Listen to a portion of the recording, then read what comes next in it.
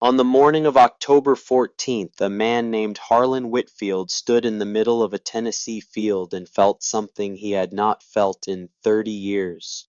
Not fear exactly, not panic, something quieter and more unsettling than either of those things.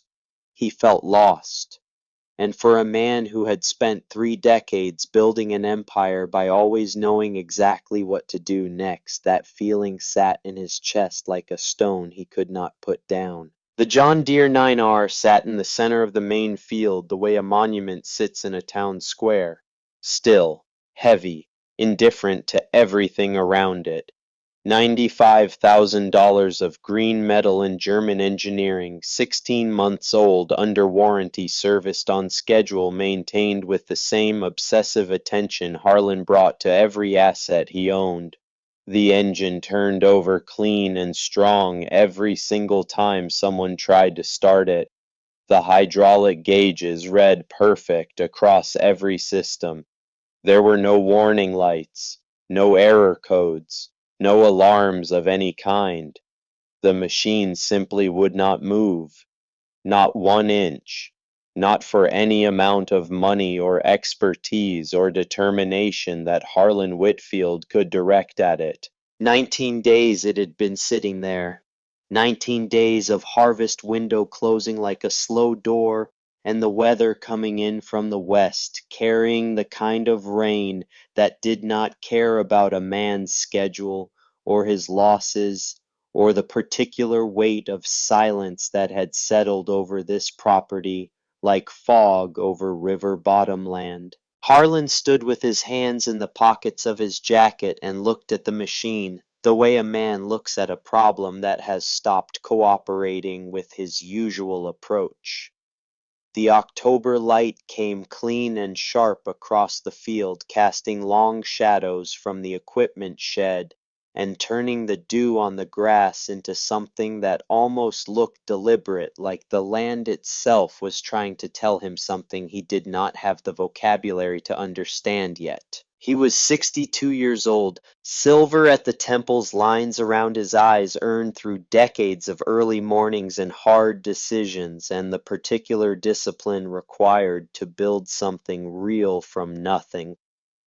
He stood 6 feet tall in worn leather boots that had walked 100 construction sites and twice that many conference rooms, and he wore the bearing of a man who had learned long ago that confidence was not something you felt, it was something you decided.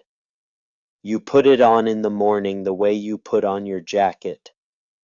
You wore it because the alternative was to let the room see you uncertain, and uncertain men did not close deals. But there was no deal to close here. There was no room to walk into with his chin up and his checkbook ready. There was just a field and a machine and 19 days of failure stacked up like cordwood behind him. Let me tell you about Harlan Whitfield, because a man like this deserves to be understood before you judge the decisions he made. He grew up on a farm outside Chattanooga, the only son of Franklin Whitfield, who worked 340 acres of mixed cropland with the same equipment from 1 decade to the next, and never once complained about what he did not have. Franklin Whitfield was not a complicated man. He rose before the sun, and he worked until the light was gone, and he believed with the quiet certainty of someone who had never been persuaded otherwise that most problems could be solved if you paid close enough attention to them. He had hands that looked like they had been shaped by the work they did, thick and capable and marked by decades of grease and soil and small cuts that healed crooked. He never hired a mechanic in his life. He fixed what broke himself, or he had his son hand him tools while he lay on his back in the dirt and figured it out by sound and touch and the accumulated knowledge of a man who had spent 40 years listening to machines tell him where they hurt. Harlan had watched his father do this his entire childhood, and had learned from it the way you learn the things that are shown to you before you are old enough to choose what to pay attention to. He absorbed it without knowing he was absorbing it. the patience, the listening, the particular kind of attention that treated a broken thing not as a problem to be solved by someone else, but as a question being asked directly of you. Then he turned 25 and he left. It was 1987, and Nashville was a different city than it is today, hungry and growing and full of the kind of opportunity that a young man with a sharp mind and nothing to lose could recognize from a distance.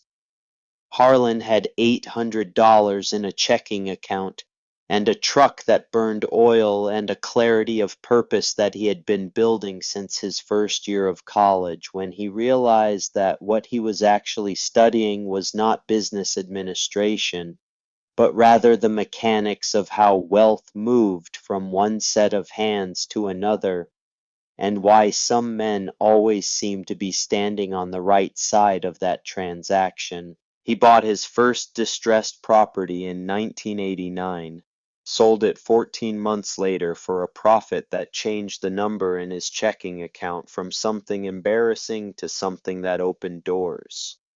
He bought 2 more, then 5. He learned to read a market the way his father had taught him to read weather, by watching patterns nobody else was watching and trusting what the patterns told him even when the room disagreed. He built a reputation for being right about things before other people understood they were wrong. He built a company. He built a life in Nashville that looked nothing like the one he had left behind in Chattanooga, and he told himself for 30 years that this was the point. He bought the Tennessee property 5 years ago. 1,200 acres of bottomland and upland field 40 minutes outside of Nashville, which he described to his partners as a serious investment and to himself as something he was less willing to examine. He was not sentimental about it. He did not tell himself he was coming home to something. He told himself it was a diversified asset with long-term appreciation potential and predictable yield if managed properly, and he hired Boyd Harden to manage it properly and equipped it with the best machinery available and set it up to run like a business, because everything Harlan Whitfield touched ran like a business. That was the system. That was how it worked. Boyd Harden had been managing this property since Harlan bought it. 42 years old, raised on a farm outside Lexington, Kentucky, where his father had taught him that machines were not mysteries but conversations, and that the man who listened carefully enough would always understand what was being said. Boyd had the kind of competence that does not announce itself. He fixed problems before they reached his employer's desk. He made decisions that were right 9 times out of 10, and was honest about the 10th. He knew this land the way a man knows land. He has walked every season for 5 years, which is to say, he knew it the way you know something that has taught you things you did not go looking to learn. On the first morning of October harvest, Boyd had walked out to the main field at 6:30 in the morning and found the John Deere sitting silent. He had run through the obvious checks. Fluid levels, battery hydraulic pressure, all of it reading exactly as it should. He had tried the engine 3 times. It turned over clean and strong and produced exactly the sound of a machine that was working perfectly, which made the absolute stillness of everything afterward more confusing rather than less. Boyd Harden had been around machines long enough to know that there were 2 kinds of problems. There were the problems that announced themselves clearly, that showed up in gauges and codes and made themselves available to diagnosis through the proper channels. And there were the other kind, the problems that hid themselves in the places nobody thought to look because nobody had needed to look there yet. The problems that required not better equipment but different knowledge, the kind of knowledge that came from having been shown something by someone who learned it the hard way in a time before diagnostic software existed to do the showing. Boyd thought he knew where this problem was hiding. Secondary access panel left rear below the wheel housing, a small valve in a circuit that did not appear on standard service checklists, because the engineers who wrote those checklists had considered it too fundamental to mention. He had seen something like this once before a decade ago on a different machine on a different property. The man who had shown him what to look for was a retired engineer named Everett Kane, who lived about 12 miles down County Road 7 and charged almost nothing for his time because he did not need the money and had stopped caring about money around the same time his wife died. Boyd had mentioned Everett Kane to Harlan on the first morning. Harlan had nodded, thanked him, and called the John Deere dealership. This is the thing about a system that has always worked. It does not feel like a limitation. It feels like competence. It feels like being the kind of person who knows how to solve problems because the system has solved every problem you have ever brought to it, and so the system and your identity have become the same thing without you noticing. When Harlan Whitfield called the dealership, he was not dismissing Boyd Hardin. He was doing what successful people do. He was finding the right expert and engaging them appropriately. The fact that an answer had already been offered to him and he had not heard it did not register as a failure of listening. It registered as the normal functioning of a man who knew how to delegate. Burl McKay arrived the following morning in a service truck that was cleaner than most people's cars. 45 years old, John Deere certified with 20 years of experience and the easy confidence of someone who had been the person with the answers in enough rooms to mistake that position for a permanent state of being. He carried diagnostic equipment that filled the bed of the truck in a manner that communicated without saying anything directly, that whatever the previous person had thought about this problem was probably not worth examining too carefully. He set up his equipment with the efficiency of long practice. Boyd stood nearby. Burl did not ask Boyd what he thought. The exchange of credentials, visible and invisible, had already established who was the expert in this situation, and Boyd Hardin's worn jacket and calloused hands did not suggest expertise of the kind that came with certificates. Burl worked for 3 hours. His equipment beeped and clicked and displayed readings on screens that glowed blue in the October morning. He replaced 2 control modules and rewired a connection that his diagnostics flagged as marginally out of specification. He was methodical and professional and gave every impression of a man who was approaching a solvable problem in the correct way. The bill was $1,850. The tractor did not move. Burl stood beside the machine with his hands on his hips and the first small cracks of uncertainty showing in his expression. He told Harlan he would come back the next morning with different parts. Sometimes control modules were defective straight from the factory. It happened. The data pointed here, so he would follow where the data pointed. Harlan wrote the check. That evening he sat at the kitchen table while his wife Lorene moved through the familiar rhythms of making dinner, and he did not tell her how the day had gone because the set of his shoulders had already told her, and there was nothing useful in saying the words out loud yet. Lorene Whitfield was 60 years old, retired 2 years from teaching high school English in Nashville, and she had the particular perceptiveness of a woman who had spent 35 years listening to what her husband said while watching what he meant. She put dinner on the table and sat across from him, and let the silence be what it was. The next morning, Burl returned with a case full of components. He worked for 5 hours. He replaced the transmission control unit and 2 hydraulic actuators and a pressure sensor that had registered as clean but that his updated analysis suggested might be intermittently faulty. The parts cost $950. The labor brought the second visit to $1,200. The tractor remained exactly as immobile as before. Burl climbed down from the cab with his confidence fractured in ways he was trying not to show. He said he was stumped. He said everything should be working. He said the honest recommendation was to get a second opinion, because sometimes fresh eyes caught what experienced ones missed, and sometimes the problem was in a place nobody expected. He drove away.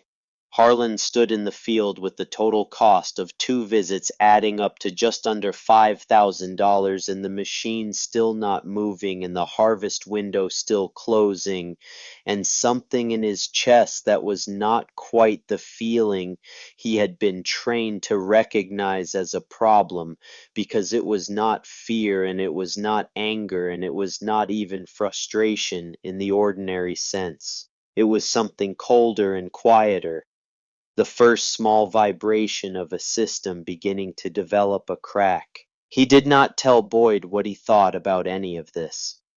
He thanked him for standing by during both visits, and went back to his office and made 4 calls to Nashville that he should have made yesterday. The day moved forward, the tractor sat still. The weather came a little closer from the west. That evening, for the first time since the machine stopped working, Harlan did not go back to his office after dinner. He walked out to the barn instead, moved past the tools and equipment in the familiar dark, found the bottle of bourbon he kept on the shelf above the workbench, and poured 2 fingers into a cup that had been sitting there since he could not remember when. He sat on a wooden stool and looked at nothing in particular and drank the bourbon slowly, and did not think about Nashville or the investments or the quarterly projections he had promised 2 partners by Friday. He just sat with the particular quiet of a barn at night and let himself feel the weight of what was happening without trying to move it yet. He did not know that on the other side of the property, in the small house at the end of the gravel drive that Harlan provided for his foreman, Boyd Hardin was sitting at his own kitchen table with a sheet of paper in front of him that had 3 lines written on it and nothing else. The 3 lines were the beginning of a letter of resignation. Boyd had written the first line on day 3. He had written the second on day 7. Tonight he had written the third. Each time he had folded the paper and put it in the drawer and not sent it. Each time Lorene Whitfield had called him within a day of his writing it, not because she knew about the letter, but because she had the radar that certain women develop for the people her husband depended on most and was least equipped to appreciate. Boyd had not told Harlan what he thought about any of this either, not because he was a man who gave up easily, because he had told him. He had offered the answer on the first morning, and the answer had been heard and set aside, and Boyd understood that telling a man something he is not ready to hear is different from reaching him.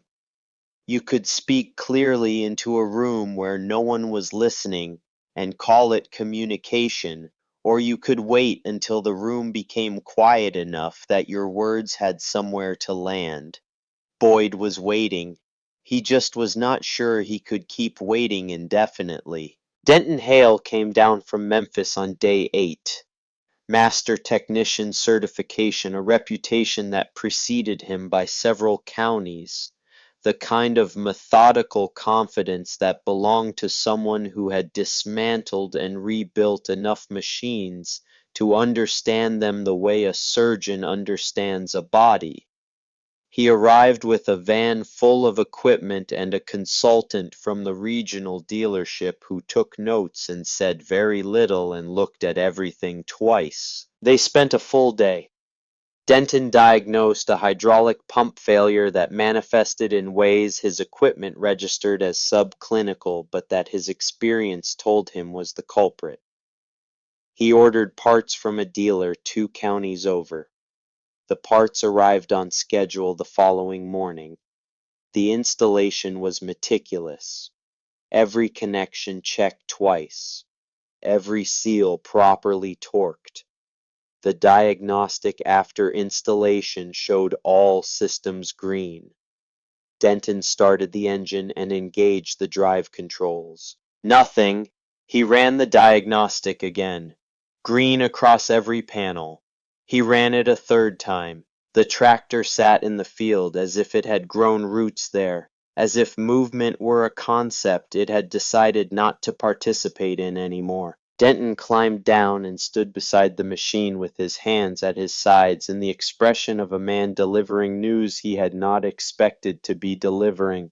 He said he was sorry. He said the repair cost had reached a level where it was approaching replacement value, and his professional recommendation, offered with genuine reluctance, was to consider scrapping the machine and purchasing new. Harlan kept his voice level. He had been keeping his voice level for 8 days. He asked Denton to explain to him how a 14-month-old machine under manufacturer warranty was being recommended for scrap. Denton said sometimes machines failed catastrophically without obvious reason. He said it was rare, but it happened. He said there was no pattern, no logic, just bad timing and bad luck, and the uncomfortable reality that sophisticated equipment was sophisticated in its failures as well as its operations. Harlan wrote the check. $3,200. He watched Denton Hale drive away down the county road and stood in the field for a long time after the sound of the van had faded, and the number in his head was not the 3,200, but the total, and the total was getting toward $8,000, and the machine had not moved a single inch, and 11 days of harvest were gone. And the word that kept surfacing in the back of his mind was the one he had spent 30 years learning not to use about himself. Wrong. Have you ever been in a position where everything you knew how to do turned out not to be the thing that needed doing? Not because your methods were foolish, not because your instincts were poor, but because the particular problem in front of you required a kind of knowledge that lived somewhere your system did not reach.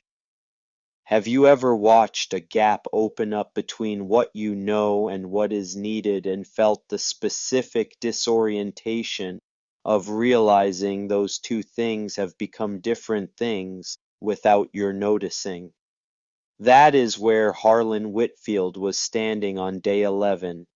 In a field in Tennessee, surrounded by land he owned and equipment that was failing him, and expertise he had paid for and was not receiving, feeling for the first time in a very long time the particular altitude sickness of a man whose confidence has climbed higher than his understanding. He did not call Boyd that evening.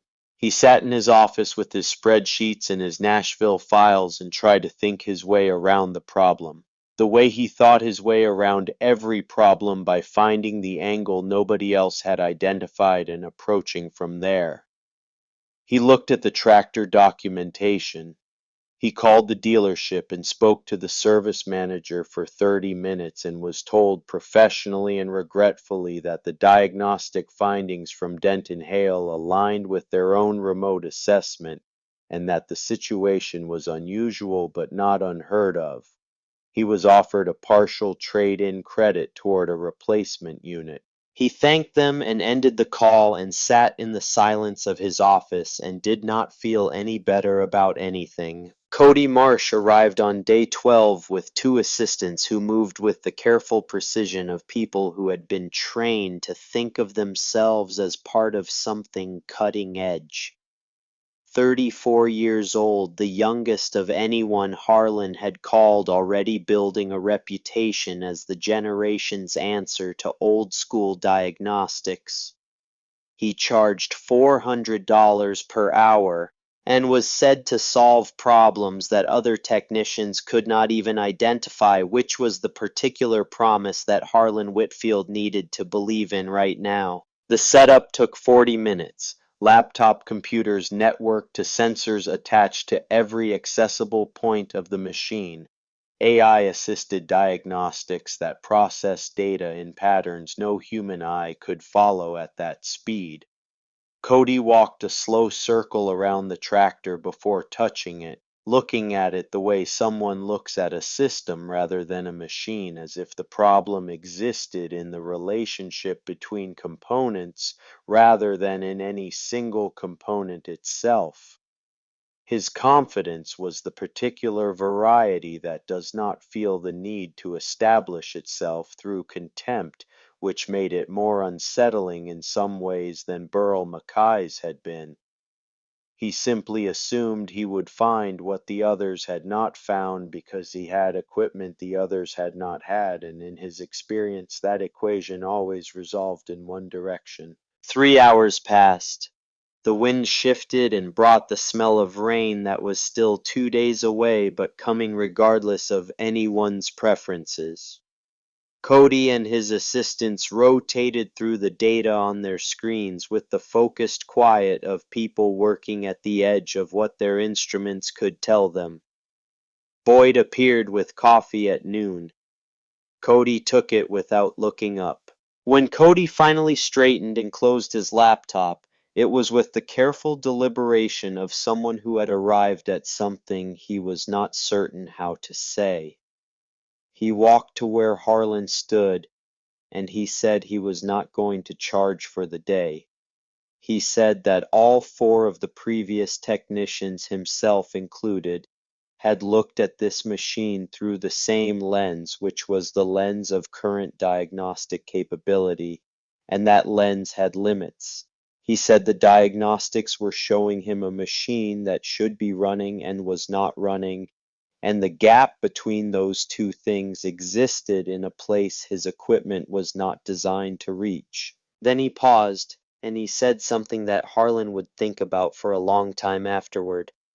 He said the problem was either buried deep enough that finding it would cost more than the machine was worth, or it was something so simple that it had escaped everyone, precisely because it was simple, because sophisticated tools trained sophisticated eyes, and sophisticated eyes learned where to look and where not to look in ways that became habits before they became limitations. He refused payment, he drove away with his assistants and his equipment and his $400 per hour sitting unpaid in whatever account it would otherwise have gone into, and what he left behind was a silence that was qualitatively different from all the silences that had preceded it. Harlan stood in the field after Cody Marsh drove away and pressed both hands flat against the cold metal of the tractor and held them there without speaking. Not because he thought the gesture would accomplish anything, because he was out of things to accomplish and he needed somewhere to put his hands. The total was past $10,000 now. 19 days since it had stopped working. Actually, he thought. Not quite 19.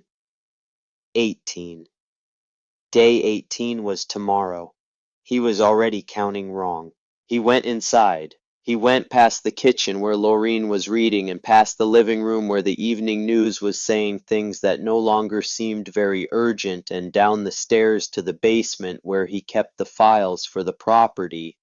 He was looking for the purchase contract, for the warranty documentation, for something in the language of the original sale that might give him a number to call or a clause to invoke or any mechanism at all for transferring this problem out of his hands and into someone else's. He found the files in the second box. He pulled them out and set them on the workbench under the basement light and went through them page by page. The warranty language was clear and the coverage was genuine, and the process for filing a claim required documentation from a certified technician, which he now had in abundance, and he would pursue it, and it would probably result in some recovery of the costs he had incurred, and none of that felt like the point anymore. He set the warranty documents aside and reached back into the box for the service records, and his hand found something else first. something that had no reason to be there in a box of farm purchase documents from 5 years ago, unless someone had put it there without thinking about it, or unless it had been moved at some point and landed in this box in the way that important things sometimes land in the wrong place and stay there waiting. It was small, smaller than he remembered. The cover was dark leather, cracked at the corners and soft from decades of handling, with no writing on the outside. His father's hands had held this. That was the first thing he understood when he picked it up before he even opened it. He could feel the age of it, the weight of it, the particular texture of something that had absorbed a long time.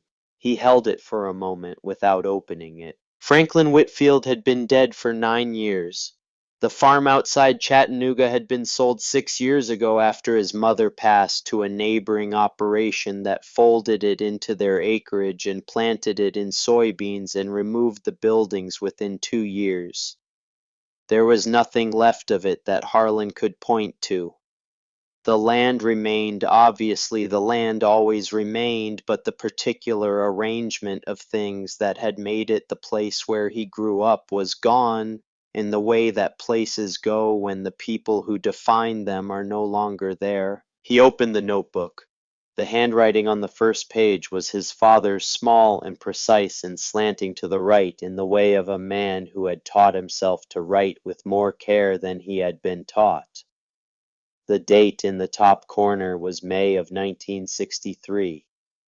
Harlan had been born in February of 1962. His father had been writing in this notebook when Harlan was barely old enough to sit up on his own. The first entry was about a tractor, an International Harvester, a model Harlan vaguely recognized from old photographs. The entry described a problem his father had been having with the machine and the process by which he had identified the source of the problem, which was not a process that involved any equipment more sophisticated than his own hands and his own ears and the accumulated understanding of a man who had been paying close attention to machines for 20 years. His father had written in the methodical way he wrote everything. The machine does not hide what is wrong with it. It only hides from people who are not listening. Harlan read that sentence twice. Then he closed the notebook and stood in the basement under the fluorescent light and held it in both hands and did not move for a long time. He carried it upstairs with him, past the kitchen, past Lorene, past the news that was still talking about things that did not matter. He put the notebook on the corner of his desk in his office and sat down and looked at it for a while without touching it again. Then he pulled his files toward him and tried to work. He could not work. He sat until past midnight without doing anything useful. The notebook sat in the corner of his desk the way it had been sitting in the corner of that box in the basement, waiting without urgency. Patient in the way that things are patient when they have already waited longer than you can imagine. He did not read the rest of it that night. He was not ready for the rest of it yet. What he did finally at 12:30 in the morning was walk upstairs to where Lorene was asleep and stand in the doorway of their bedroom in the dark. She did not wake.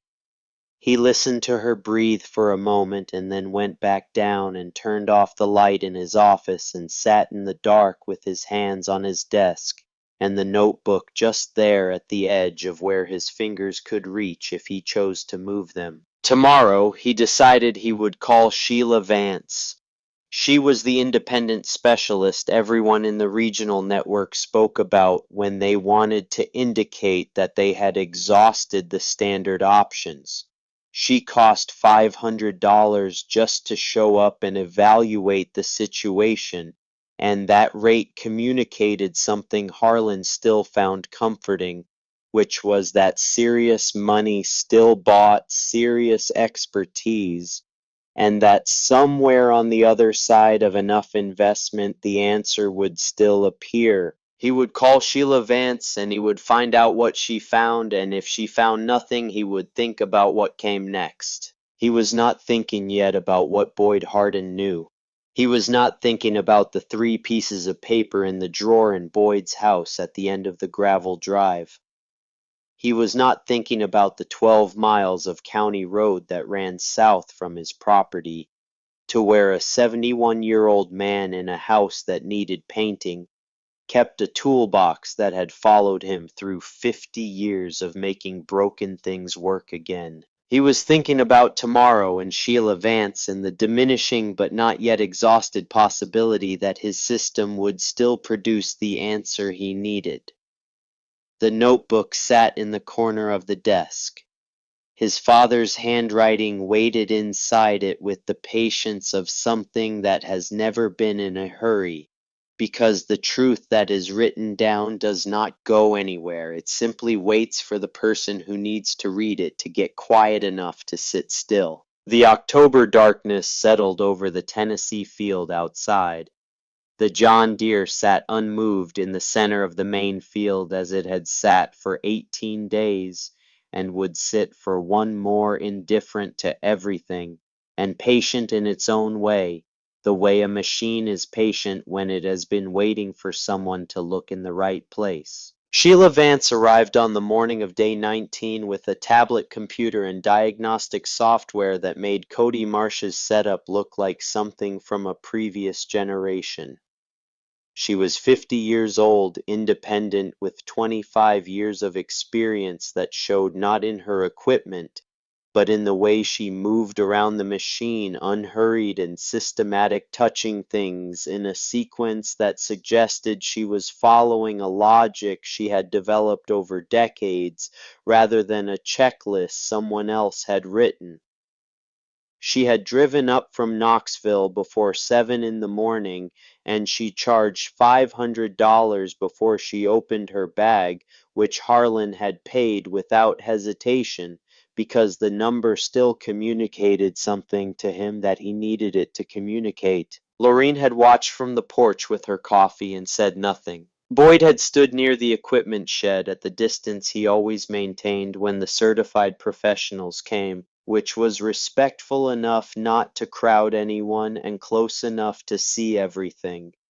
He had been maintaining that distance for 19 days.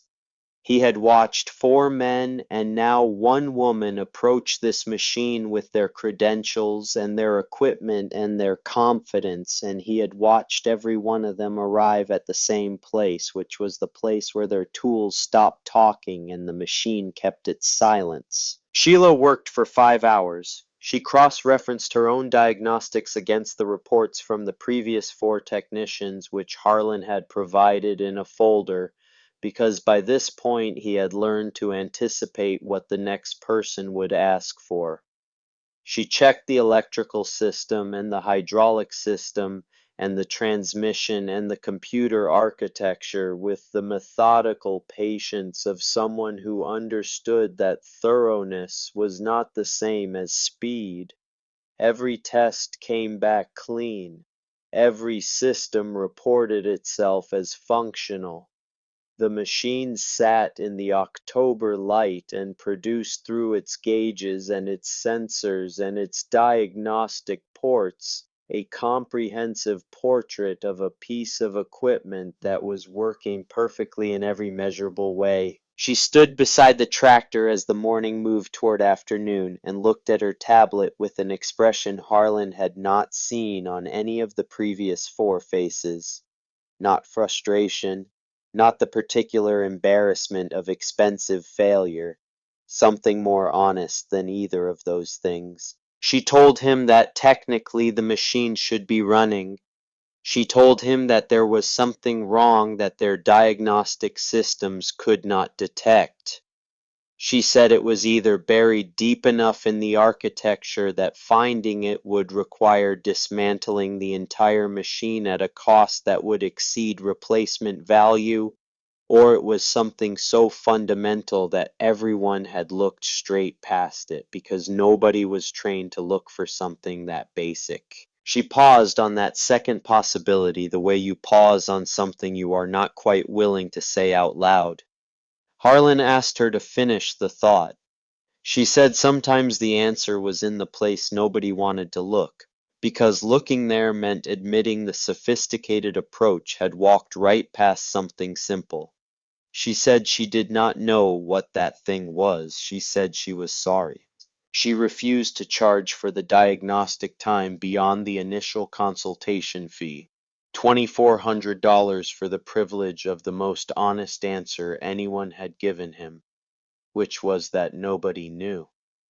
She shook Harlan's hand and looked at him directly when she said goodbye, and there was something in her eyes that was not quite pity, but was adjacent to it, the expression of a competent person watching another competent person run out of the tools that have always worked. He watched her drive away down the county road and stood in the field with both hands at his sides and felt the total settle into him. $10,800, 19 days, 5 professionals, no answer. The harvest was not coming back. Whatever window had existed was closing now in the way that October windows close in Tennessee, which is to say, not dramatically but permanently, the season simply moving forward without asking anyone's permission or registering anyone's losses in its accounting. The neighboring properties had finished their harvest the week before. Harlan could see the evidence of it from his own fields, the cleared rows and the equipment sitting clean and stored against the coming cold, the particular tidiness of work completed that made his own situation more visible by contrast. He went inside. He sat at his desk. He did not touch the notebook in the corner. 2 days later, Tessa drove up from Atlanta without calling ahead. She arrived on a Saturday morning in a small car she had bought the year before and parked behind her mother's sedan and walked into the kitchen where Lorene was making breakfast with the focused energy of a woman who needed to do something useful. Tessa was 32, dark-haired like her mother with Harlan's chin and Lorene's eyes, and the particular directness of a person who had grown up watching a self-made man and understood both the strength and the cost of that way of living. She worked in marketing for a firm in Atlanta that kept trying to put her into management she did not want, and she called every Sunday, and she had her mother's gift for asking the exact question you were not prepared to answer. She found Harlan in his office with files spread across his desk, and the expression he wore when he was solving a problem by refusing to accept that he had not yet solved it. She sat down without being invited and looked at him the way she had been looking at him since she was old enough to understand that looking carefully at the people you loved was a form of care. He told her the situation, not all of it. The condensed version that left out the 2 in the morning bourbon and the 3 times he had walked out to the field at dusk just to stand next to the machine and feel the weight of it. He told her the relevant facts. 5 technicians, the total cost, the harvest, the warranty claim he was pursuing. Tessa listened. She did not offer solutions. She sat with the information for a moment the way her mother sat with information, letting it settle before she responded to it. Then she asked why he had not asked Boyd what he thought. Harlan said Boyd managed the property. This was an engineering problem. Boyd was not an engineer. Tessa looked at him without changing her expression. She said he had taught her to follow data. She said the data showed 5 certified experts with advanced equipment had failed to solve this problem. She said that was data. She asked what the data was telling him. Harlan did not answer that question. Tessa did not push. She stayed through lunch talking with Lorene about Atlanta and work and the things daughters and mothers talk about when they are both paying attention to something else underneath the conversation. When she left that afternoon, she hugged her father at the door and held on for a moment longer than usual, and he felt in that extra second the particular weight of being known by someone who loves you anyway. He watched her car disappear down the drive and stood on the porch in the cold afternoon air and did not go back inside for a while. That evening Lorene told him about Boyd. She told him the way she told him things she had been holding for a while directly and without softening it more than was necessary. She told him that Boyd Hardin had written a letter of resignation 3 times in the past 2 weeks. She told him that she had called Boyd each time to ask how he was doing, not knowing about the letter, and that Boyd had stayed. She told him that she did not think Boyd would stay much longer. Harlan was quiet for a long time. He asked her how she knew about the letters. She said she did not know about the letters, not specifically. She said she knew Boyd, and she knew what it looked like when a good person was running out of reasons to stay in a situation where they were not being heard. She said she recognized it because she had learned to recognize it in other situations over the course of 35 years.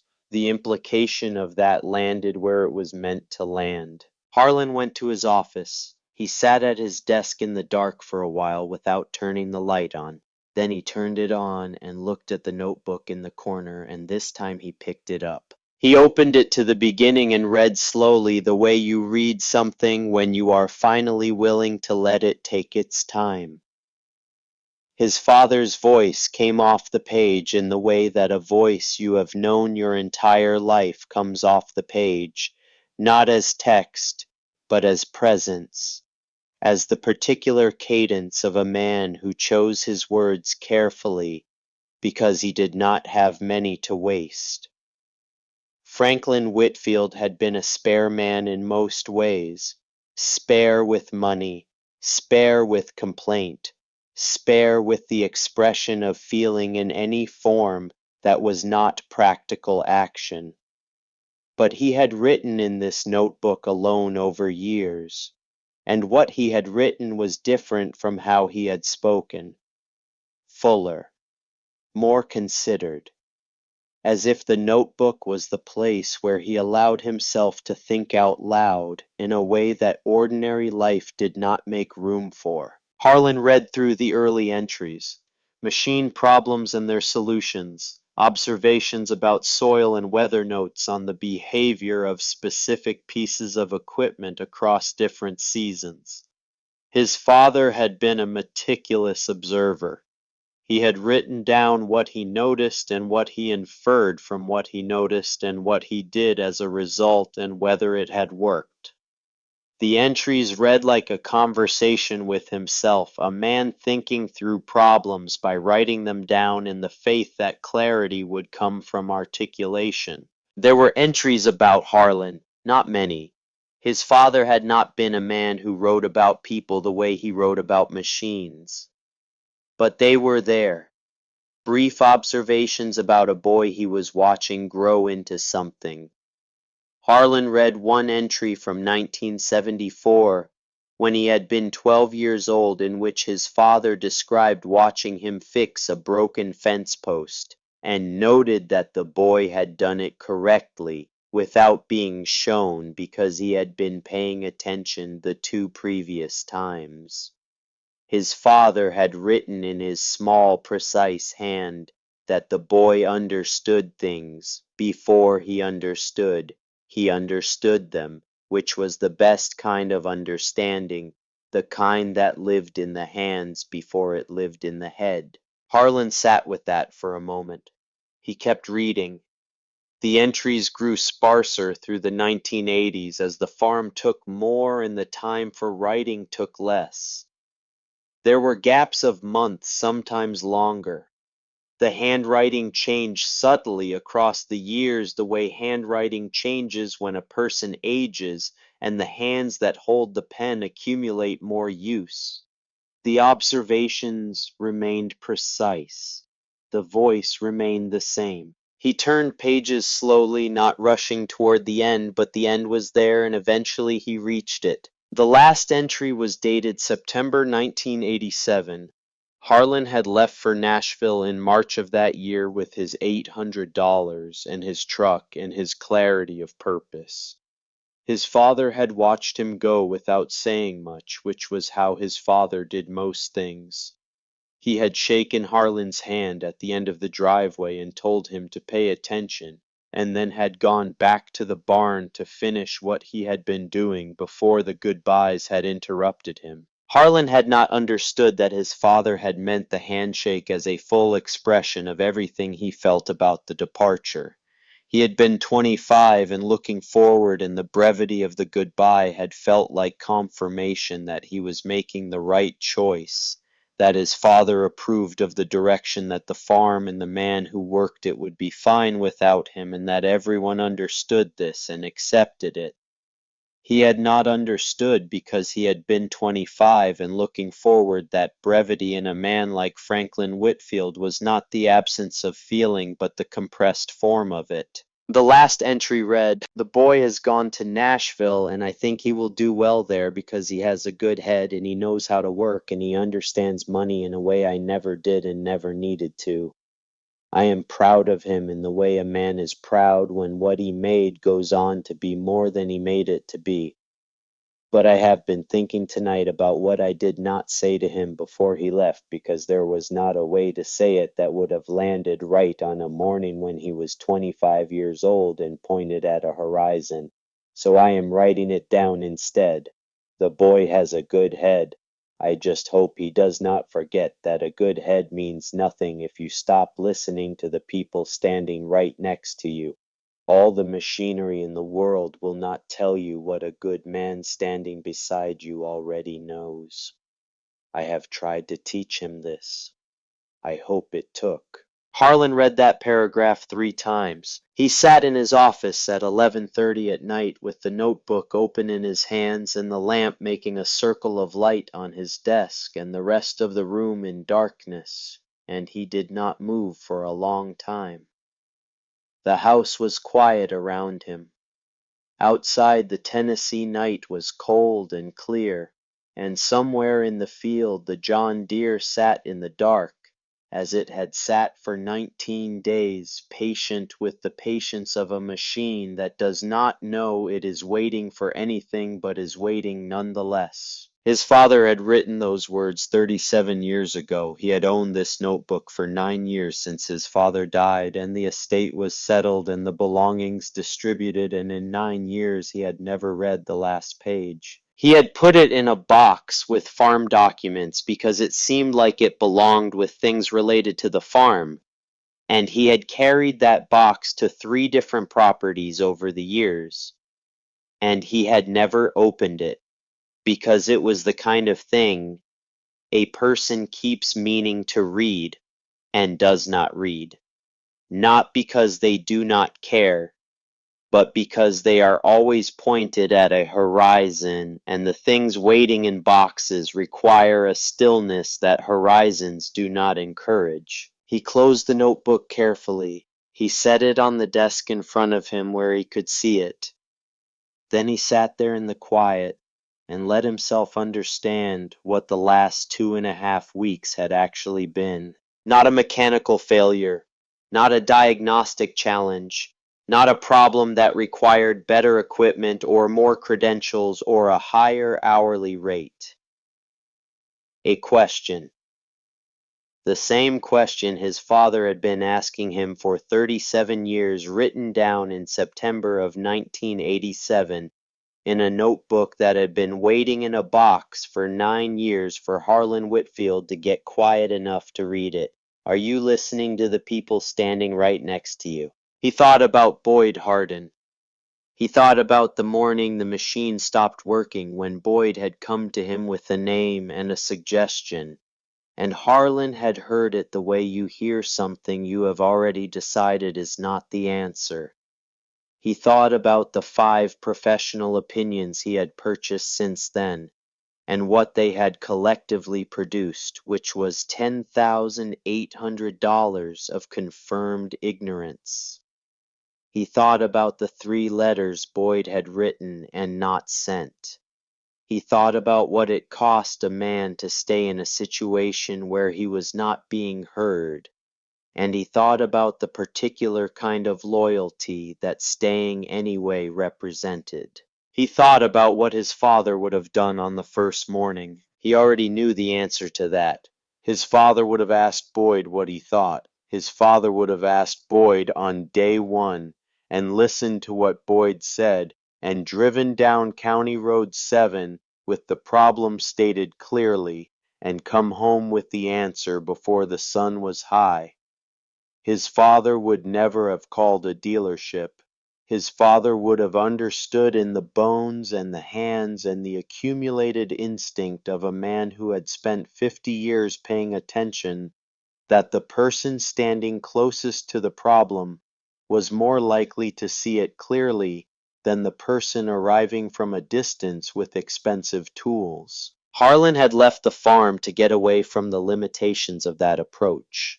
He had built his empire by knowing when to hire specialists, when to pay for expertise, when to trust the credentials and the certificates and the hourly rates that indicated seriousness. That knowledge had made him. It was real knowledge, and it had produced real results, and he was not wrong to have learned it. But he had learned it so thoroughly that he had stopped knowing when not to apply it. He had let it become the whole system rather than one tool in a larger one.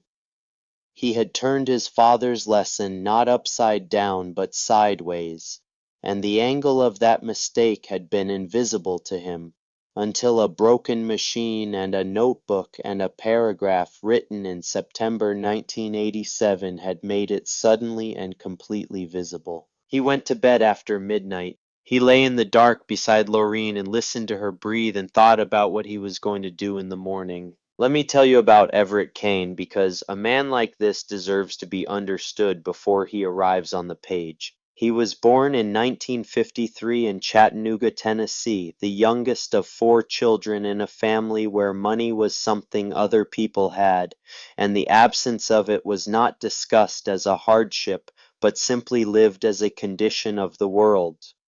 His father worked construction, and his mother worked at the textile plant on the east side of town. And Everett grew up understanding that the distance between where you were and where you wanted to be was measured not in luck, but in the quality of your attention. He was good at mathematics in the way that made his teachers stop him after class and ask questions. He was better at physics. He had a mind that moved naturally toward systems, toward the logic of how things connected and what happened when connections failed. And by the time he was 16, he had taken apart and reassembled every piece of machinery on the property they rented outside of town with a fluency that suggested understanding rather than mechanical familiarity. He got a scholarship to Georgia Tech and arrived in Atlanta in the fall of 1971 as the first person in his family to set foot on a university campus, and he found there that the language he had been speaking his whole life, the language of forces and pressures and the behavior of materials under stress, had a formal grammar he had never been taught but immediately recognized. He graduated summa laude in 1975 with a degree in mechanical engineering and 3 job offers. He took the one from Caterpillar because they were building agricultural equipment at their Tennessee plant, and Tennessee was home, and he was not sentimental about most things, but he was about that. He started as a junior engineer and found within the first year that his particular aptitude was hydraulic systems, the circuits through which pressure moved and work was done and failures propagated in ways that were logical once you understood the logic and counterintuitive until you did. He had a gift for it, not just for designing systems that functioned correctly, but for imagining the ways they might fail, the places where stress would accumulate and materials would fatigue and small obstructions would produce outsized consequences downstream. 30 years at Caterpillar. He worked his way to lead engineer for agricultural hydraulics, a position that meant his designs went into machines that worked fields across 6 continents, and he held patents in his own name for solutions to problems that had been considered standard limitations of the technology until he rethought them. He trained the engineers who came after him with the same thoroughness his teachers had brought to him, and he wrote a curriculum for regional training programs that was used across Tennessee and Kentucky for more than a decade, teaching working mechanics the principles behind the systems they maintained. The curriculum was thorough. It covered every standard failure mode in every major system across the equipment lines that mattered to regional farmers. It was the product of 3 decades of accumulated understanding, and he was proud of it, and it served the people who learned from it well. There was one thing it did not include: the secondary hydraulic circuit in the left rear of certain machine configurations, and specifically the small pressure regulation valve deep in that circuit, had been excluded from the curriculum because when Everett wrote the training materials, he considered that valve so fundamental, so basic to the earliest understanding of the system that including it in a technical curriculum felt like including instructions for turning a key in an ignition. It was the kind of thing you knew before you started. It was the kind of thing that was obvious once someone had shown it to you, and everyone who had been through the original training had been shown it. And so it was not in the written materials because written materials were for the things that needed explaining. What Everett had not fully accounted for was what happened to knowledge that was considered too obvious to write down. It did not persist the way written knowledge persisted. It transferred person to person through demonstration and conversation, and when the people who had demonstrated it retired or moved on or died, the knowledge went with them, and what was left was the written curriculum with its careful explanations of every system except the one that did not need explaining, and a generation of trained technicians who were excellent at everything the curriculum covered and had a gap in exactly the place the curriculum had chosen to trust to common knowledge. Everett had figured this out about 4 years after he retired when a farmer called him about a machine problem his certified technician could not solve, and Everett had driven over and found the issue in 20 minutes in a place the technician had not thought to look. And the technician had looked at him with an expression that told Everett the gap in the curriculum was not just a gap, but a systematic absence that had been producing systematic failures for years. He had not gone back to Caterpillar to fix the curriculum. He was retired and they did not need him, and bureaucracies move at their own speed regardless of urgency. What he had done instead was make himself available. He lived alone in a house that needed painting on County Road 7, and he drove a truck that was held together by familiarity and stubbornness, and he charged almost nothing for his time because Margaret was gone and the money did not mean anything anymore. And what meant something was the work itself, the specific satisfaction of making a broken thing function again, of finding the place where the problem was hiding and bringing it into the light. Boyd Hardin had been one of his students, not formally, not in the curriculum program, but in the way that real teaching happens, which is in the specific moment when a specific person shows you a specific thing and you understand it so completely that it becomes part of how you see everything afterward. Everett had shown Boyd the secondary valve during a repair call on a neighboring property 7 years ago, crouching in the dirt with his flashlight while Boyd watched, and he had explained not just what the valve did, but why it was there, and what happened when it failed, and why it would not show up in any diagnostic scan, because the sensors that would flag it were positioned on the wrong side of the circuit to detect a downstream blockage. Boyd had absorbed this the way certain people absorb certain things completely and permanently. When Boyd called Everett on the morning of day 19, Everett had been drinking his first cup of coffee at the kitchen table with the radio on low. He listened to Boyd explain the situation without interrupting. He asked one question, which was whether the employer was someone worth working for. Boyd was quiet for a moment and then said he thought so, or he thought the man could become someone worth working for, which were different things, but both worth something. Everett said he would come in the morning. That evening, after Lorene had told him about the resignation letters and the notebook had been returned to the desk and the house had gone quiet, Harlan lay in the dark and made a decision that he had been building toward for 19 days without knowing he was building it. He made it the way he had made the decisions that had actually changed his life, not by analysis, but by the sudden clarity that comes when you have finally looked at something long enough to see it whole. He was going to get up at 6 in the morning. He was going to walk to the house at the end of the gravel drive before Boyd Harden had time to begin his day.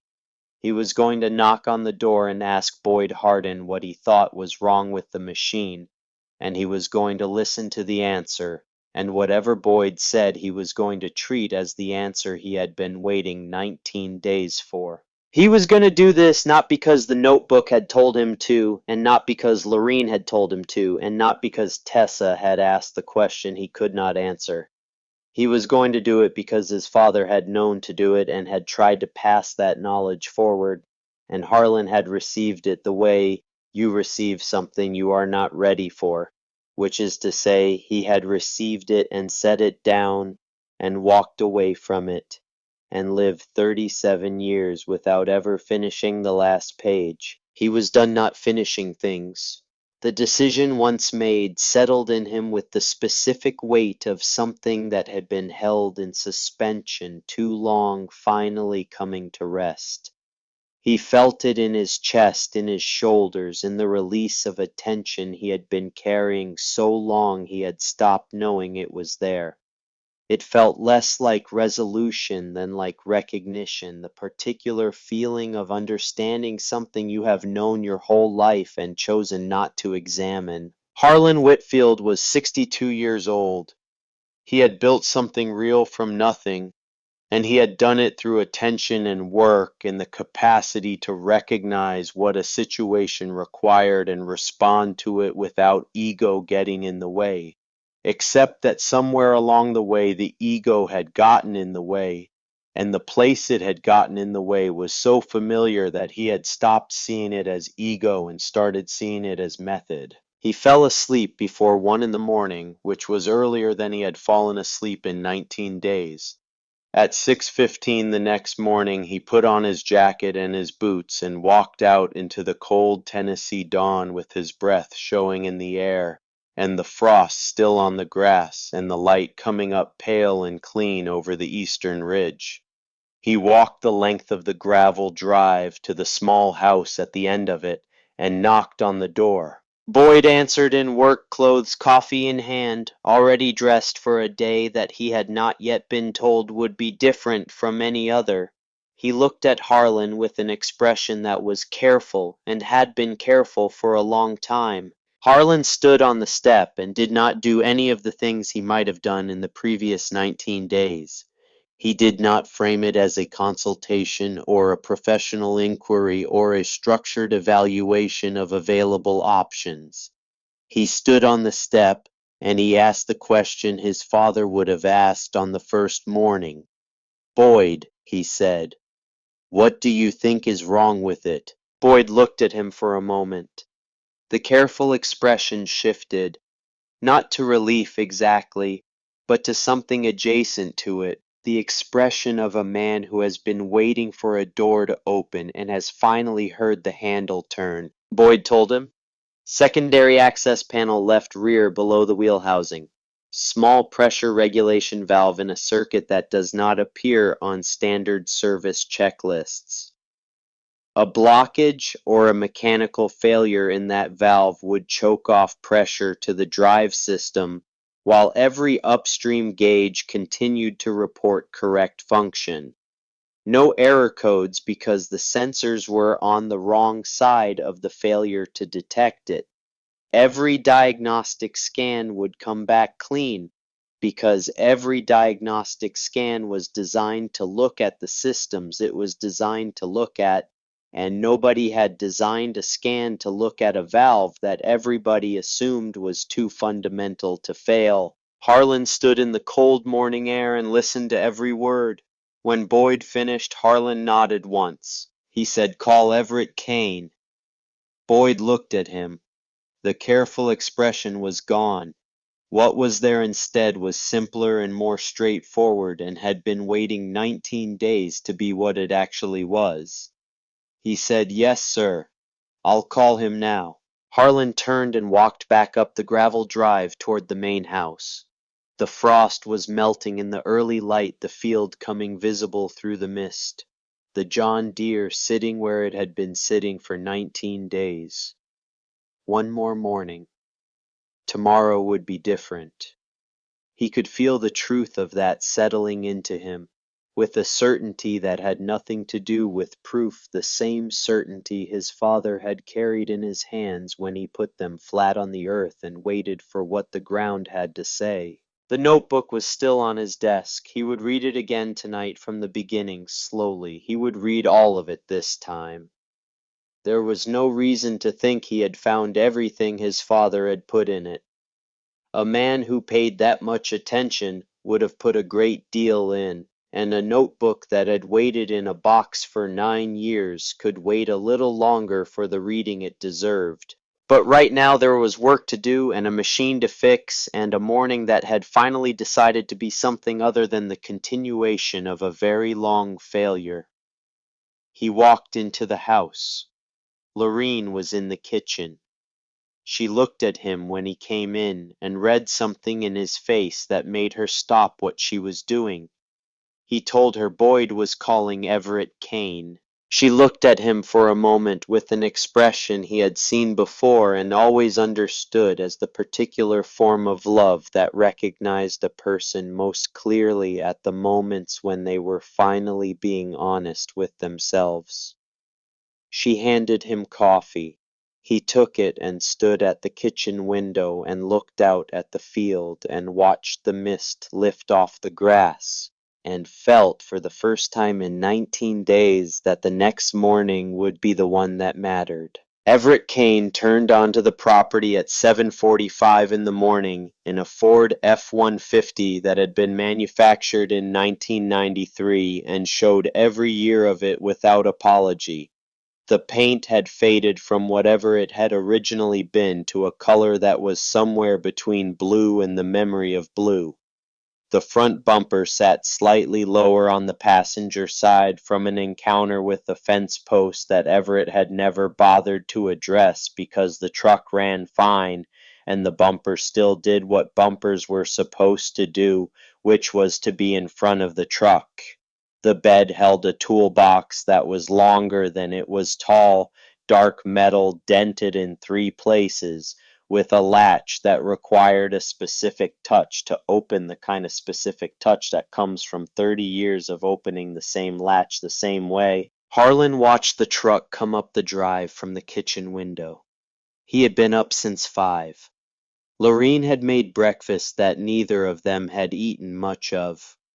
Boyd was already out by the equipment shed, visible from the window, as a figure in a work jacket standing in the cold morning with his hands in his pockets and his face turned toward the county road, watching for the same truck Harlan was watching for. There was something about the way the truck moved up the drive that Harlan noticed and did not have a word for at first. It moved without urgency. Not slowly exactly, but without the particular forward lean of someone arriving to perform, to demonstrate, to establish in the first 30 seconds that they were the person with the answer. It moved the way a working man moves when he has done a thing 10,000 times and the 10,001st time does not require ceremony. Harlan set down his coffee and went outside. Everett Kane stepped out of the truck with the careful economy of a man whose body had been used hard for 7 decades and had opinions about sudden movements. He was 71 years old, and he looked it in the way that certain men look their age, which is to say, he looked like everything he had done was visible in him, not as damage but as record. He was not tall. He wore canvas work pants and a heavy flannel shirt under an open jacket, and boots that had the same relationship to newness that his truck did. His hands when he reached out to shake Harlan's were the hands of someone who had spent a working life doing things with them. He shook Harlan's hand once briefly with the grip of a man for whom handshakes were acknowledgement rather than performance. Harlan started to explain the situation. The 19 days, the 5 technicians, the total spent. He had prepared a kind of summary in his mind during the sleepless hours of the previous night, the relevant facts organized in the order that would most efficiently communicate the scope of what had already been attempted. Everett listened for about 30 seconds, and then gave a small shake of his head. Not dismissive. More the gesture of a man redirecting unnecessary effort towards something more useful. He said Boyd had told him what he needed to know. He said he would like to take a look. That was the whole of it. He picked up his toolbox from the truck bed with one hand, the specific grip of a man who had carried that weight 10,000 times, and walked toward the field where the John Deere sat in the morning light. Boyd fell into step beside him at a distance that communicated respect without subservience. The two of them walked across the frost-softened ground toward the machine in a silence that was comfortable in the way that silence is comfortable between people who have an understanding. Harlan followed. He had spent 19 days directing operations, making calls, writing checks, managing the parade of expertise that had come and gone through this field. He had stood near each of the previous 5 technicians in the posture of the man who owned the problem and was overseeing its resolution. Now he found himself following 2 other men across his own field in the early morning, and the shift in his position felt appropriate in a way he could not have explained but did not question. Everett set his toolbox in the grass near the rear left of the machine and did not open it. He stood and looked at the tractor for a moment from a few feet away, the way a person looks at something before touching it, establishing a first impression based purely on observation. Then he walked around it slowly, one complete circuit, not touching anything, just looking. At the tires and their contact with the ground, at the hydraulic lines visible along the frame, at the undercarriage where it was visible, at the cab and the positioning of the controls, at the way the machine sat, which was level and showed no indication of frame stress or impact. He crouched at the front left wheel with the careful deliberateness of a man for whom crouching was a commitment, and he studied the undercarriage from that angle for a while without speaking. Then he moved to the rear to the right side and crouched again.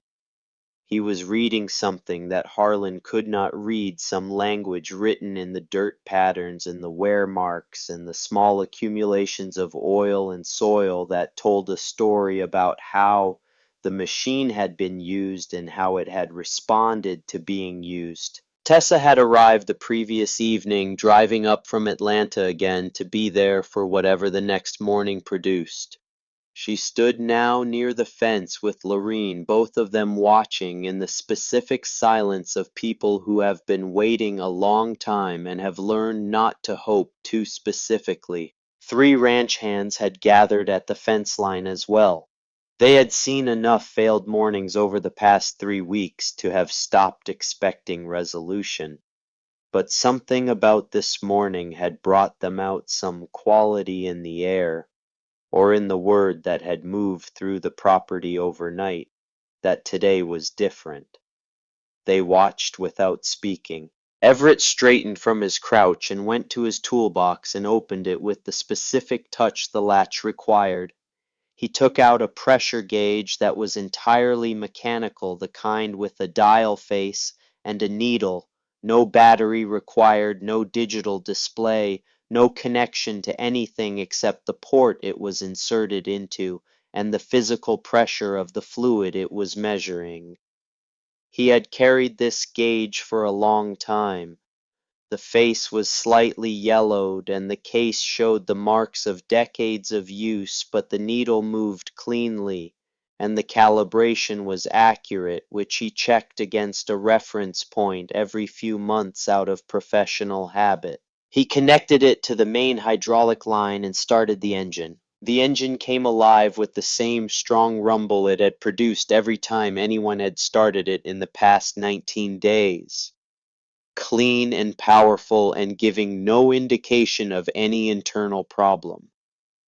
Everett watched the pressure gauge needle for 2 minutes, tracking not just the reading but the way the needle moved, whether it was steady or had a tremor, whether the pressure built smoothly or in surges, what the behavior of the system was rather than simply what number the system reported. He cut the engine. He removed the gauge. He stood with one hand resting lightly on the rear panel of the tractor, not gripping it, just touching it with the flat of his palm, in the way that someone touches something when they are thinking rather than doing.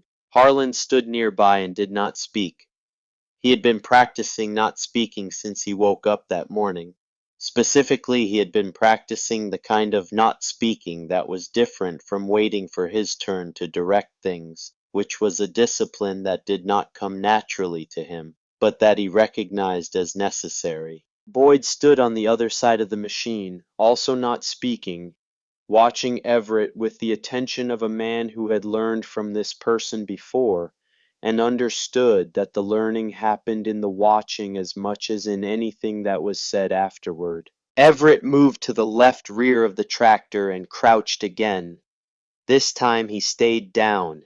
He was looking at a section of the lower frame where a small access panel sat close to the ground, partially obscured by the wheel housing in a position that required getting low and turning your shoulder sideways to see it clearly. The panel was small, smaller than a sheet of paper, and the 4 screws that held it in place were the same size as every other fastener on the machine and showed no indication of ever having been disturbed. Harlan had not known this panel existed. He suspected watching Everett settle into position in front of it that none of the 5 previous technicians had known it existed either. Or if they had known academically that there was a panel there, they had not known there was a reason to open it. The service checklist did not include it. The diagnostic software did not reference it. The training programs did not mention it because the man who wrote the training programs had considered what lay behind it too fundamental to require documentation. Everett took the flathead screwdriver from his toolbox and removed the 4 screws in sequence, setting each one in the grass in a small line so their order and orientation would be preserved for reassembly. He lifted the panel free and set it aside carefully and angled his flashlight into the space behind it. The flashlight was old, the kind that used 2D batteries, and had a lens that had been replaced once when the original cracked. The beam it threw was warm and steady. Everett held it in his left hand and leaned in close to see what it illuminated. He was quiet for a long moment. Then he reached his right hand into the space, working by feel as much as by sight, his fingers moving with the confidence of a man who has touched this kind of mechanism enough times to know what he is feeling before he can fully see it. He found the valve. He worked his grip around it and turned it slowly, feeling the resistance, assessing the nature of what was wrong. He withdrew his hand and looked at what he held. The valve was small, a component no larger than the span between his thumb and first finger. He held it up in the morning light and turned it slowly, examining it the way a jeweler examines a stone, with complete attention and without hurry. Then he extended his hand toward Harlan. Harlan stepped forward and took the valve and looked at it. He was not an engineer. He did not have the vocabulary to name what he was looking at in technical terms. But Everett pointed with one finger to the seal around the valve, housing a small ring of material that sat in a groove and created the compression that allowed the valve to function correctly. The seal was installed backward, not damaged, not worn, not degraded by age or contaminated by debris, simply installed in the wrong orientation, reversed from how it was designed to sit, so that the surface that was meant to face one direction faced the other. And the consequence of that reversal was that fluid could enter the circuit, but could not move through it in the proper direction, and volume and pressure backed up over hundreds of hours of operation until the accumulation was complete and the drive system lost the pressure it needed to function and the machine stopped. Every upstream sensor read perfect function because every upstream sensor was measuring a system that was functioning perfectly. The failure was in the one place that had no sensor, in a circuit that was not included in the standard diagnostic tree, behind a panel that was not on the service checklist inside a valve, that everyone who had been trained by the curriculum considered too elementary to check. It had been wrong since the day it was installed. Harlan looked at the valve for a long moment. He thought about the $1,850 he had paid Burl McKay. He thought about the $3,200 he had paid Denton Hale and the $4,800 that had gone to various visits and parts and diagnostic fees. He thought about the $500 Sheila Vance had refused to take more of because she could not in good conscience charge more for failing. He thought about Cody Marsh driving away without charging anything because the gap between what his equipment could find and what was actually wrong had been too large to invoice.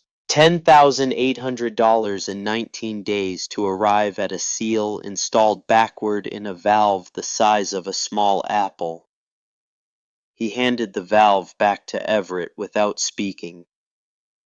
There was nothing to say that would be useful, and Harlan Whitfield had spent 30 years in business learning that silence at the right moment said more than filling it. Everett took the valve and set it on the clean cloth he had pulled from his toolbox and picked up the wire brush. The bristles were worn down from decades of use, which meant they were the right stiffness for this kind of cleaning, firm enough to do the work and soft enough not to score the metal. He worked the brush through the valve passages with the patience of someone who understood that thoroughness here was not optional, not performing thoroughness, simply being thorough because the alternative was to leave something behind that would cause the problem to recur, and Everett Kane had not spent 57 years fixing things in order to fix them incompletely. He flushed the valve with solvent from a bottle in his toolbox and held it up to the light again and turned it in the beam, checking each passage for any remaining obstruction. He checked the seal itself, examined the groove it sat in, confirmed that the groove was clean and undamaged, and that the seal, once properly oriented, would create the compression it was designed to create. He reoriented the seal, He replaced it in the groove with his thumb, pressing it evenly into place, feeling for the resistance that indicated correct seating. He worked slowly around the circumference.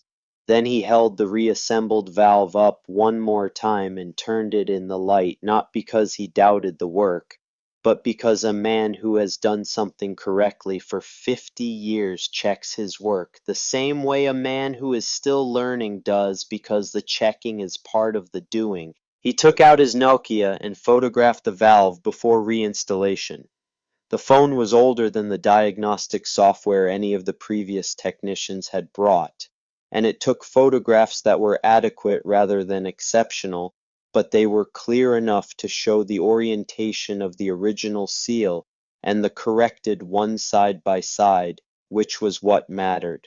He said to Harlan without looking up from what he was doing that he was going to want those photographs. Harlan said he understood. Everett reinstalled the valve and replaced the access panel, returning each screw to the position it had come from, and tightening each one to the specific torque that he knew from experience was correct for this grade of fastener in this application. Not too much, not too little. The particular pressure that came from knowing rather than guessing. He closed his toolbox. He stood slowly, one hand on the frame of the machine for assistance, and Harlan did not reach out to help him because Everett did not appear to want help. He appeared to be rising at his own pace from his own decision, and the distinction mattered. Everett walked to the cab. He climbed in with the careful movements of a man whose body remembered every surface it had ever worked against and factored that memory into each new ascent. He settled into the seat and sat for a moment with his hands on the controls. Nobody spoke. Lorene had come down from the fence line and was standing in the field now near Tessa, both of them watching. The ranch hands were still. Boyd stood beside the rear wheel with his hands at his sides, his expression the particular stillness of a man who believes something is about to happen, but has been wrong before and is holding the belief carefully. Everett started the engine. The same rumble, the same clean, strong diesel sound that had been mocking everyone for 19 days by announcing a machine in perfect health that refused to move. The gauges came up. The hydraulic pressure read correct. The control system showed ready across every panel. Everett sat with both hands on the controls and did not engage them. He waited. Harlan watched through the cab window. The expression on Everett's face was not concern, and it was not uncertainty, and it was not the performance of calm that people produce when they are trying not to show that they are worried. It was simply calm. The genuine variety, the kind that comes from understanding what is happening and knowing that what is needed is time rather than action. Because Everett knew what the previous 5 technicians had not known or had not remembered or had not stayed long enough to observe. When a hydraulic circuit has been starved of proper flow for 19 days, the restoration of that flow is not instantaneous. Pressure must rebuild through the entire network, through every line and valve and actuator in the system. Fluid must move back into the spaces that have been sitting dry, and air that has settled into those spaces must be displaced, and the system must re-establish the equilibrium. It lost not in a single moment of failure, but over hundreds of hours of accumulation. The process takes time. Not much time, but time. A man who did not know this would interpret the stillness of those seconds as continued failure. He would reach for the controls again or climb down to check something or assume that the repair had not worked and the problem ran deeper.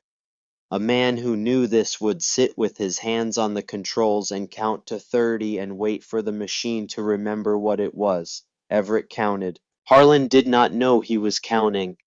He stood in the field and watched the back of Everett's head through the glass, and felt the seconds accumulate in a way that had physical weight, each one pressing down slightly harder than the last. He was aware of Laureen beside him without looking at her. He was aware of Tessa and Boyd and the ranch hands along the fence, all of them suspended in the same held breath. All of them having watched enough failure to have built walls around their hope that were now being tested by something that felt for the first time in 19 days like it might be different. The tractor moved, not dramatically, not with the surge of something proving itself. It moved the way a large thing moves when it wakes up slowly at first with the quiet authority of mass finding its momentum. The hydraulics came fully alive, pressure flooding through circuits that had been dormant actuators responding with the smooth certainty they had been built to deliver. The rear tires pressed into the Tennessee soil and found their purchase, and the machine rolled forward steady and powerful and entirely indifferent to the 19 days it had spent being everyone's problem. The ranch hand nearest the fence said something under his breath that was not quite a word. Tessa made a sound that was not quite a laugh. Boyd exhaled. It was not a short breath. It was the long, slow release of a man letting go of something he had been holding for 19 days, and it was audible, and nobody thought it was anything less than what it was. Laureen pressed both hands against her mouth, and her eyes were bright, and she did not say anything. Harlan stood in the October field and watched Everett Kane drive the John Deere 9R across ground that had been waiting for it, and he did not feel triumph. He had expected to feel something large and decisive, the satisfying completion of a long problem, the particular pleasure of a resolved tension. Instead, what he felt was smaller and more permanent than triumph. He felt the particular quality of a man who has finally understood something he should have understood earlier, and the understanding itself was both the reward and the cost, and the two could not be separated. Everett drove the length of the field. The full length, not a token demonstration, because the machine needed to move through its full range of operation to confirm that the repair was complete and not partial, and because a man who had spent 57 years fixing things understood the difference between fixing something and confirming it was fixed. He drove it back. The hydraulics responded cleanly to every input across the full run. The engine held strong. The drive system delivered exactly what it was designed to deliver. He brought the machine back to its original position and cut the engine. The field went quiet, the particular quiet that settles after something long and difficult is finished. Not the silence of failure which had a weight and a texture that everyone present had learned over 19 days. The open silence of completion, the silence that has room in it. Everett climbed down from the cab with the same care with which he had climbed up. He picked up his toolbox from the grass, confirmed that everything inside was in its place, and closed the latch with the specific touch it required. He turned around. Harlan was standing 10 feet away, not at the distance of someone overseeing a situation. Closer than that, the distance of someone who had something to say and had been composing it for the length of the field and back. He walked forward and extended his hand. Everett took it. The handshake lasted longer than the one that morning and meant something different. Harlan said that when Boyd first mentioned his name 3 weeks ago, he had nodded and moved on. He said he wanted to be honest about that. He said Everett's truck had pulled in that morning, and he had already formed an opinion based on what the truck looked like, and that the opinion had been wrong, and that forming it, had been a failure of attention that had cost him something more significant than the $10,800 he had spent getting to this morning. Everett listened. He did not shift his weight or look away or produce the expression of a man who is waiting for the other person to finish so he can respond. He just listened. When Harlan finished, Everett nodded once, the nod of a man who accepts something without making more of it than needs to be made. He said he appreciated that. Two words that closed the account with the cleanness of a correctly tightened fastener and left nothing loose. Harlan was not finished. He said he had a question and he wanted an honest answer. Everett waited. Harlan asked him how it was possible that 5 certified technicians with advanced equipment had not found a seal installed backward behind a panel that a man with a flashlight found in under 2 hours.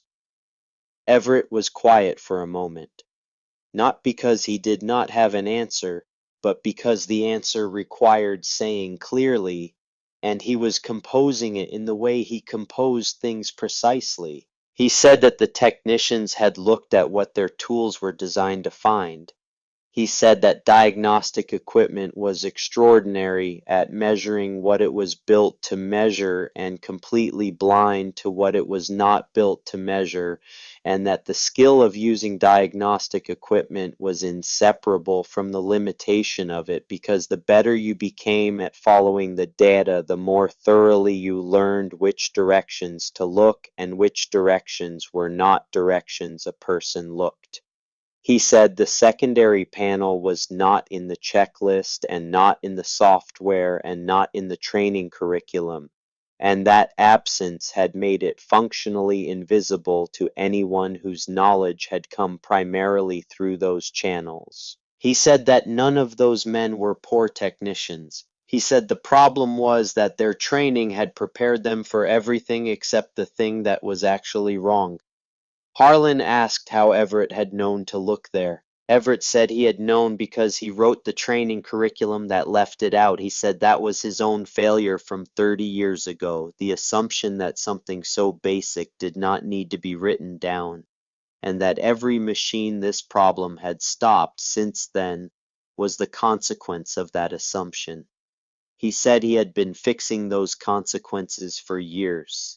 He said it was the least he could do and also the only thing he could do at this point, which were sometimes the same thing. The honesty of that landed on Harlan with unexpected force. This man had driven 12 miles down a county road at the age of 71 in a truck held together by familiarity to correct a mistake he had made 30 years ago in a training document that nobody else even knew was the source of the problem. He had refused almost all payment for doing it because the money was not what this was about and had never been what this was about. Harlan said he wanted to offer him a position. Everett looked at him with the specific expression of a man who has heard this kind of offer before and has learned not to evaluate it based on the words alone. Harlan said he did not need a full-time mechanic. He said he needed someone who actually knew what they were doing, which was a different thing, and he said he was not using the phrase as flattery, but as a description of a gap in the operation of this property that had been present since the day he bought it, and that he now understood clearly enough to want to address. He said he wanted Everett to come 3 days a week, his own hours within reason, genuinely fair pay, meaning Everett would tell him what his time was worth, and that would be the number, not what Harlan thought sounded appropriate. Everett studied him with the gray eyes of a man who had seen too much to be impressed by the performance of generosity, and was evaluating the thing behind the performance. He said Harlan did not need a full-time mechanic. Harlan said he knew that. He said he needed someone to teach Boyd Harden what diagnostic software would never teach him. Something moved in Everett's expression. Not quite a smile. The recognition of a man being seen clearly by someone who had recently learned to look. He looked out across the field and back at Harlan and said he would think on it. Harlan said that was all he was asking. Lorene crossed the field toward them with the purpose of a woman who has been waiting her turn and has decided her turn has arrived. She introduced herself to Everett and shook his hand and thanked him not just for what he had done this morning, but for what the morning had cost him, in the particular way that meaningful mornings cost the people who make them possible. Everett said he had just done what needed doing. Lorene said he had done what four men could not do, and more importantly, he had taught her husband something he needed to learn, and she wanted him to know that was not a small thing in this house. Harlan did not argue with this, which was its own kind of statement. The morning moved toward midday. The ranch hands dispersed back to their work. Tessa took photographs of the tractor from several angles on her phone, not for any particular purpose, but because the documentation of a thing resolved felt like the right response to 3 weeks of documenting a thing failing. Boyd stood near the equipment shed with his hands in his jacket pockets and the expression of a man who has had something confirmed that he always knew but had not been certain he would live to see confirmed. Harlan walked to where Boyd stood. He told Boyd he owed him an apology. Boyd started to say something that would have been a gracious deflection, and Harlan stopped him. He said Boyd had known. He said he had told Harlan on the first morning, and Harlan had heard him and not listened, and the difference between those two things had cost 19 days and $10,800 and 3 letters Boyd had not sent, and whatever it had cost Boyd personally to stay through all of it, which Harlan suspected was more than Boyd would tell him if he asked directly. He said the reason he had not listened was not that Boyd had been wrong, it was that Boyd had not arrived with the credentials that Harlan's system required before it granted credibility. He said that was his failure, not Boyd's, and he wanted to say it directly because indirect acknowledgments of this kind of failure were a way of making the apology about yourself rather than about the person you owed it to. Boyd was quiet for a moment. He looked at Harlan with the clear eyes of a man who has been waiting 3 weeks to find out whether this version of the conversation was possible. He said he appreciated that. Harlan said that going forward, when there was a problem on this property, he was going to ask Boyd first, before he called anyone, before he opened a service contract or found a new technician or engaged any external resource. He was going to ask Boyd what he thought, and he was going to treat the answer with the weight it deserved. Boyd said he could work with that. Harlan said he thought they both could. The harvest ran through the rest of the week. It was late, and the window was narrower than it should have been, and the yield reflected 19 days of weather that had moved forward regardless. But the machines moved across the fields with the steady rhythm of work being completed. And there was something in that rhythm that felt like more than just the financial recovery of a delayed season. Harlan watched from his office window in the mornings and walked the fields in the afternoons and felt the property differently than he had felt it before, the way you feel a place differently once you understand something about it that you did not understand before. He had owned this land for 5 years. He had managed it as an asset, maintained it as an investment, directed it as a businessman, directs all his enterprises from the position of the person who sets the parameters and evaluates the outcomes. He had not known it. The distinction had not seemed relevant until recently. Everett Kane called 4 days after the repair before 7 in the morning, which Harlan had already identified as his hour. Harlan picked up on the second ring. Everett said he had thought about the offer. He said he would take it. 3 days a week, his own hours within reason. And he said he wanted to train Boyd, which was not a condition but a purpose, the thing that made 3 days a week worth the drive. Harlan said done. He asked when Everett could start. Everett said, how about tomorrow? The following morning Everett arrived to find Harlan and Lorene and Boyd and Tessa gathered near the barn. Tessa had driven up specifically for the occasion, which she had described to her mother as wanting to meet the man who taught her father humility, which she said with affection rather than irony. She stood slightly apart from her parents with her phone in her hand, not because she was planning to document anything formal, but because she had the instinct of her generation, which was that certain moments were worth keeping. Lorene had driven into town at 7 in the morning and come back with coffee and pastries from the bakery on the main street, and she had set them out on the tailgate of Harlan's truck with the quiet care she brought to any occasion she wanted to mark properly. Everett looked at the gathering with an expression that acknowledged it without being overwhelmed by it.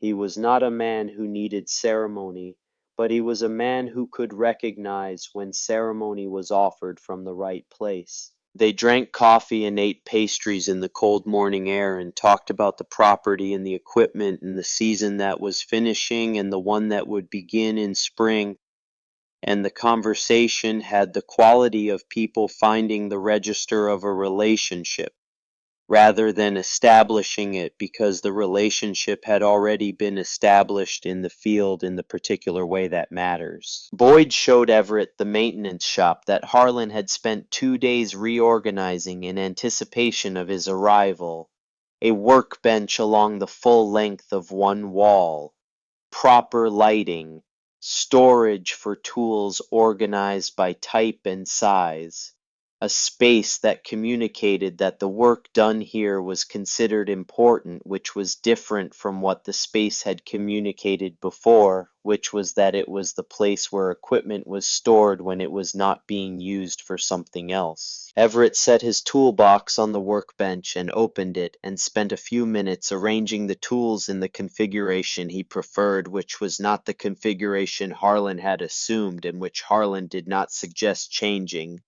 The work began. What Harlan observed in the weeks that followed was not primarily mechanical. The mechanical was real and had real consequences. Everett identified 3 other pieces of equipment running at suboptimal function for reasons that would have become expensive failures within a year, and the corrections were made efficiently and at a fraction of what they would have cost as emergencies. The harvest finished and the equipment was prepared for winter storage with the thoroughness of someone who understood that the decisions made in the off-season determined the options available in the working season. But what Harlan watched most was the space between Everett and Boyd. The manner in which knowledge moved between an older man and a younger one when both of them understood what the transmission was actually for. Everett did not lecture, he did not perform expertise. He worked, and Boyd worked beside him, and the teaching happened in the working in the specific moments when Everett would pause over a component and say something brief about what it was doing and what it would do if certain conditions changed, and how you could hear the difference before you could measure it. Boyd absorbed this the way he had absorbed everything Everett had taught him 7 years ago on a different property crouching in the dirt beside a flashlight, completely and permanently, in the way that understanding goes into the hands rather than just the head. Harlan watched this from the doorway of the maintenance shop one afternoon in late November and felt the rightness of it settle into him in the way that things settle when they have found the place they were supposed to be. Everett noticed him watching and looked up from the work. He said, "Was there something Harlan needed?" Harlan said he just wanted to say thank you. For the day. For saying yes. For this. And he gestured at Boyd and the tools and the workbench and the whole arrangement of things that had come from one broken machine and 19 days and a notebook his father had written and a paragraph he had never gotten around to reading. Everett looked at him for a moment and then looked back at the work. He said there was nothing to thank him for. He said he got to work with his hands and pass on what he knew, and that was payment enough, regardless of what the actual payment was. Harlan said still. Everett nodded once and returned to what he was doing. One afternoon in December, when the fields were dormant and the equipment was stored and the year was settling into its quiet final weeks, Harlan drove alone in his truck south along the route toward Chattanooga, past the county where he had grown up, down roads he had not traveled in years past, the configurations of land and tree and fence post that had been the geography of his childhood. He drove without particular urgency in the way of a man on an errand rather than a mission. He turned onto the road that had once led to his father's farm. The property had changed, the buildings were gone, and the fields had been absorbed into the larger operation that had bought them. And the land looked like land that had forgotten a particular arrangement of things, which was not quite forgetting and not quite remembering, but something in the space between. He parked at the edge of the road where the old driveway entrance had been. There was nothing to mark it now except the angle of the tree line and the particular flattening of the shoulder that had once been where vehicles turned in. He sat in the truck with the engine off and his father's notebook on the seat beside him. He had read it 4 times since October. He had read it the way he should have read things his whole life, slowly and more than once, until what was in it became part of what he knew rather than just something he had been told. The last page still stopped him every time he reached it. Not with grief exactly. Grief was not the right word for what he felt reading his father's handwriting on a page that had been waiting 37 years for him to find it. The right word was something closer to recognition, the specific feeling of understanding something about yourself that you have known all along but required a particular arrangement of circumstances to finally see. He sat there for a while with the engine off and the December cold seeping in through the glass and his father's land visible through the windshield as land that had been other things and now was this. He thought about the morning he had knocked on Boyd's door. The simplicity of the question he had finally asked, the wait it had taken to ask it, the 19 days and $10,800 and 5 failed experts and 1 unread notebook that had been required to arrive at the capacity to ask a simple question of a person standing right next to him. His father had tried to give him this before he left, had pressed it into his hand with a handshake on a March morning in 1987, and trusted that it would take, that the boy with the good head would carry it forward into whatever Nashville would make of him. The boy had carried it forward in a box in a basement, which was not quite the same thing. He picked up the notebook from the seat beside him and opened it to the last page and read it again in the December light. His father's handwriting small and precise and slanting to the right. September 1987. A man who knew his son was leaving and knew he would not be able to say what needed saying in the way that would be heard, and so had written it down and trusted that eventually the reading would come. All the machinery in the world will not tell you what a good man standing beside you already knows. Harlan sat with that for a while longer. Then he closed the notebook and set it back on the seat and started the truck. The drive home took 40 minutes. He came up the county road in the early dark, with the lights of the property visible from a distance, the barn and the equipment shed and the maintenance shop with its new lighting showing through the window, and the small house at the end of the gravel drive where Boyd Hardin was probably sitting down to dinner. Lorene was on the porch when he pulled in a blanket around her shoulders against the cold, a cup of something warm in her hands. She watched him park and climb out of the truck and come up the steps. She said he looked like a man who had been somewhere. He said he had been out toward Chattanooga. Past the old property. She nodded. She had known him long enough to understand when a thing needed to be done without being explained, and when it did not. She handed him her cup, and he took it and stood beside her on the porch in the cold and looked out at the property in the dark, at the fields he owned and the equipment he had learned to understand differently, and the people he had learned to listen to.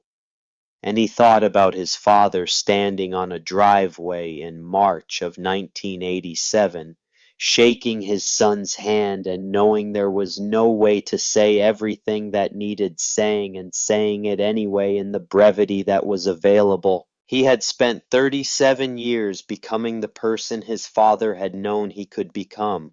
He had done it in the wrong order, building the skills before understanding what they were, for mastering the method before learning its limits, finding the system that worked before learning what the system could not do. But he had gotten there. That was the thing his father had also believed, had written down in a notebook in 1987. Without knowing when or how or whether the reading would come, in the faith that a boy who paid attention when he was young would find his way back to paying attention when he was older, because that kind of attention does not leave a person. It just gets covered over by the things a man accumulates on his way to becoming who he is. It takes whatever it takes to uncover it again. Sometimes it takes a broken machine in 19 days and a man in an old truck who knows where to look. 30 years of building something from nothing had taught Harlan Whitfield how to find the right answer. 19 days in one broken machine had finally taught him where to look for it. His father had known all along, he just had not gotten around to reading the last page.